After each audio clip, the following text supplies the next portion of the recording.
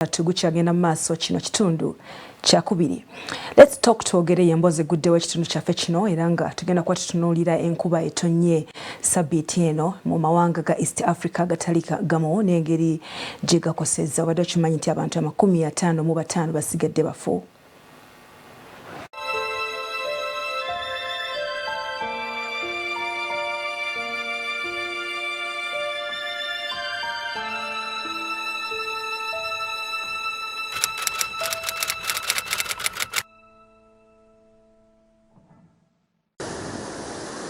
Kyatandikira mu ggwanga erya Kenya. Enkuba bikokye eyatonnya okukira engobe mu ggulu yaviirako amataba agaatuusa ettaka okubumbulukuka mu bitundu by'eggwanga eryo eby'enjawulo.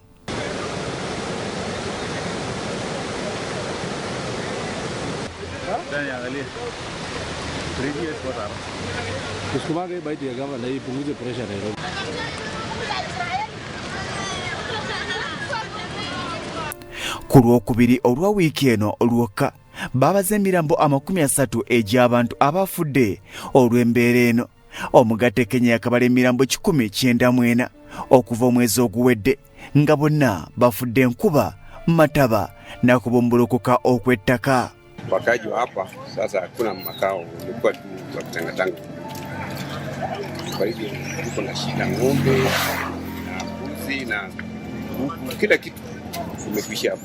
Kidogo tu tumeweza kutoka.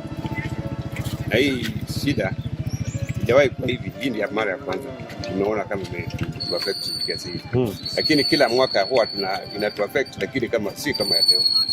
Imekuwa mingi. Amataba gafuusa amataba. Okufa tikyali kikangabwa olw'okubumbuluka okw'ettaka. Buli omu abuuza ekintu kimu: kiki ekyasoba, kiki ekirina okukolebwa okuzza embeera mu nteeko. Let's talk twogere. Kenya bakoseddwa nnyo naddala ebitundu ebyetoolodde emigga okuli ogwa Nyando, ogwa Nzoia, ogwa Tana, kw'oteeka Elgeyo Marakwet ne West Pokot. Olwavudde Kenya kyagukidde mu ggwanga erya Rwanda. Enkuba eyatonnye ku lunaku olwokusatu ekiro yalesenga emirambo 55 egy'abantu gigudde. Mu ggwanga erya Rwanda, disitulikiti 6 okuli Nyabihu, Kagenke, Muhanga, Musanze, Ruhango ne Rubavu ze zasinze okukosebwa era nga amayumba 91 gasaanyiziddwawo, entindo 5 zayereddwa, hectares eziwera ez'emmere tezasigadde.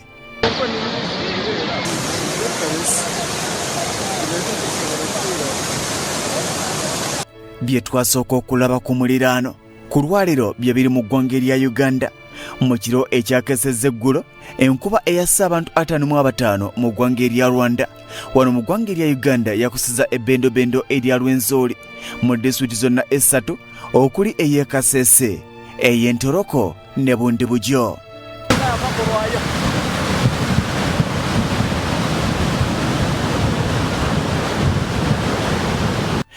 Kasese emigga 5 okuli Nyamwamba, Nyamugasana, Moboko, Kithakena ne Isha gyawaguzza gye byagweredde ng'amayumba agawera gasaanyiziddwawo, enguudo zasaanyiziddwawo, entindo n'emmere byonna tebyasigadde.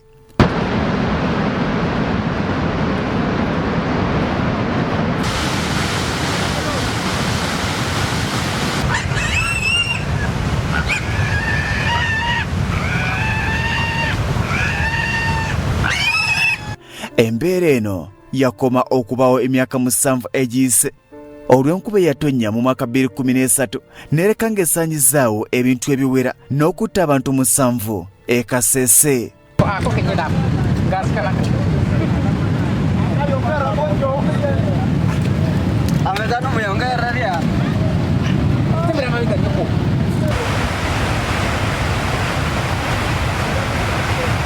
Olw'oluguudo olugenda ku ddwaliro erya Kireme Mines Hospital lwasaanyiziddwawo era nga n'eddwaliro lennyini abaayo bagamba nti bali mu kusoberwa.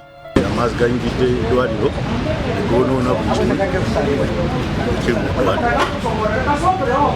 Buli kimu nga bw'olaba. Bw'oveeyo oluguudo lugatta Kasese ne Fort Portal amataba galusazeeko era nga RDC w'e Kasese Joy Walusimbi agamba nti byakoseddwa byebingi. Ate yo e Buyikwe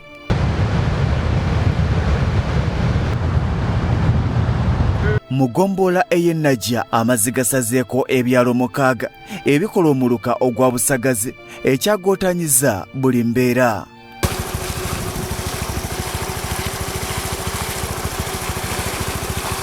Tusaba Oweekitiibwa Pulezidenti atutaaseeko kweno embeera gye tulimu. Obuzibu buvaawa? Obuzibu buli ku mazzi. Amazzi gaava eno ne gava ne sayidi eno ekkubo ne lyegatta.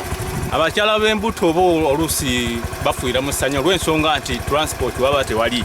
Olw'ensonga mugenda omusitula okumujja eri okumubuusa amazzi gano ng'embeera yayonoonese dda. Abbas Waigolo y'omu ku basentebe ab'ebyalo bino agamba nti embeera yabasiraanidde dda nga n'abakyala b'embuto tebakyalina bayita ogenda mu malwaliro. Tulina abalwadde, tulinako n'ebyamaguzi, naye kati saawe tebikyasobola kuva kuno okudda kuno. Abakyala ab'embuto tebakyasobola kusomoka wano, so nga ate gye buvuddeko emabega wabadde nga ambyulensi okuva esayidi z'e Makonge ng'ejja wano n'ereeta obujjanjabi eri abantu baffe okugemesa abaana mu mbeera emu oba endala. Yo ku mwalo amayumba abatuuze mu basulanga gaagwa ate nga agataagwa gaakutte mu mbinabina. Abantu basula mu kkanisa tebamanyi kye bazzaako olw'amataba.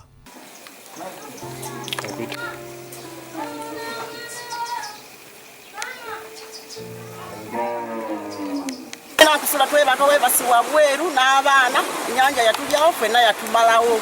Tetulina mayumba, tetulina we tweyongera, ate tetusobola kuddayo emabega, tetulina entambula etuzaayo emabega we twava. RDC w'e Buyikwe Jenny Francis Kagayi Banda ensonga eno agimanyiiko. N'olwekyo mbategeeza mufube nnyo okulaba nga muzivaamu kubanga ekyo kya butonde, tolina bw'ogenda kukwata mazzi. Muveeyo musengukireko mu bitundu ebirala ebikalu oba mujje mututegeeze ng'abantu b'ebitundu eby'obusagazi, mujje tukwatire wamu tusale amagezi okulaba ng'abantu mubeera mu bitundu ebituufu, muve mu nnyanja eyo. Si Buyikwe yokka na Kasese ne Buddu embeera eyonoonese abantu ababadde bawangaalira ku myalo okuli ogw'Erambo, ogw'e Kakyanga ne Nansere mu disitulikiti y'e Masaka baddusedde okwetegula ekibabu olw'amazzi aganjadde.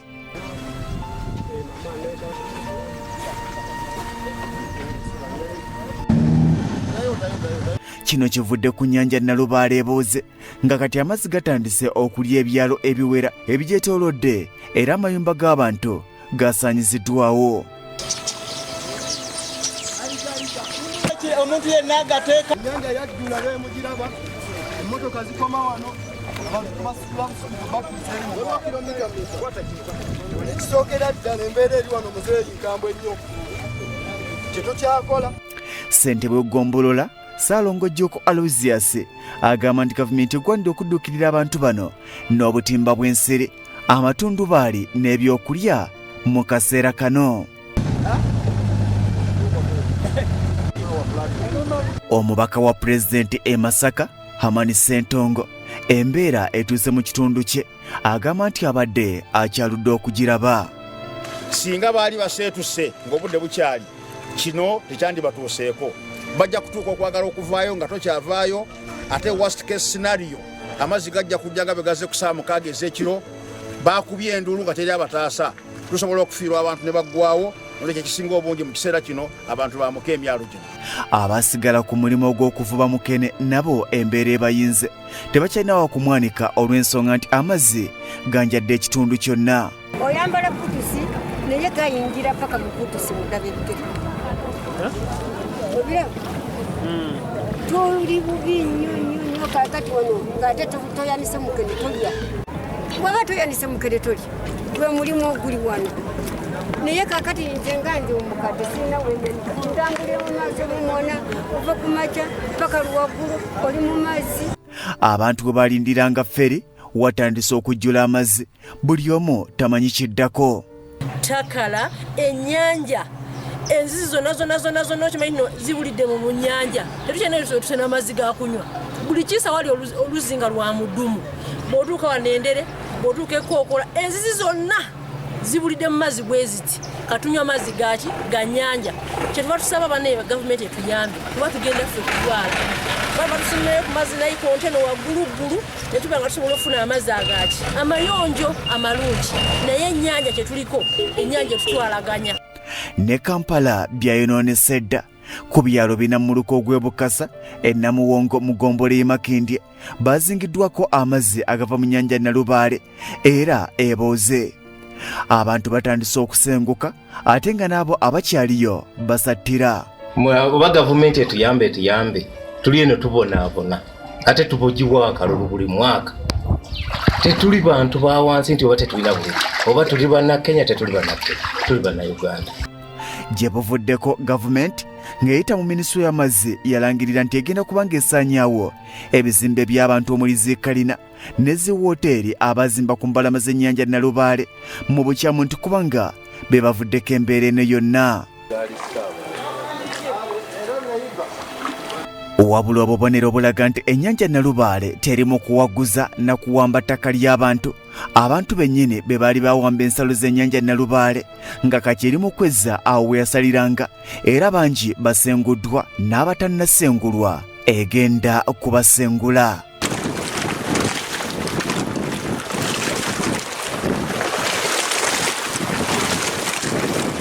Let's talk twogere bikuŋŋanyiziddwa ekitongole ky'amawulire ku Lwa Salt TV Omunnyo.